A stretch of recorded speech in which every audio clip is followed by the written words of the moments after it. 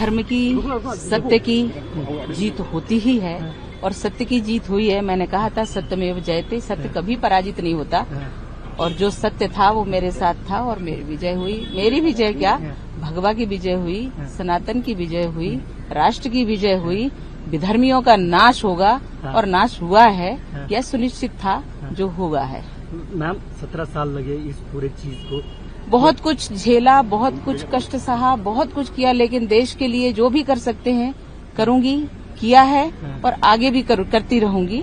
लेकिन हम कभी भी देश को कोई आंच नहीं पहुंचने देंगे अपने जीवित रहते हुए। मैम ये जो कोर्ट ने कहा है कि इस चीज में हाथ जो ट्रस्टी या आप थे, आप कभी नहीं थे। कोर्ट ने कहा है कि जो आरोप आपके ऊपर लगाए गए थे पूरे झूठे, ये पूरा केस सिर्फ कांग्रेस ने अपने षड्यंत्रों के कारण इसको बनाया है, पूरा केस बनाया है।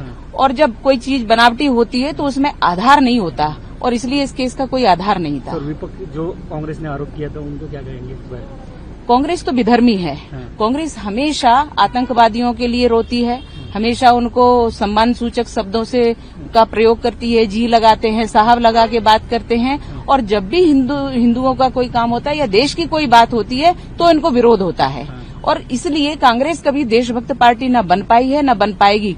इनके ऊपर तो हमेशा ये जो हमारा प्रकरण रहा, ये 17 वर्षों के में इन्होंने जो कष्ट दिए हैं और जो भी कुछ बनाया करा है, जज साहब ने स्पष्ट ऑर्डर दिया है कि उसकी जांच होनी चाहिए और दोषियों को दंड मिलना चाहिए।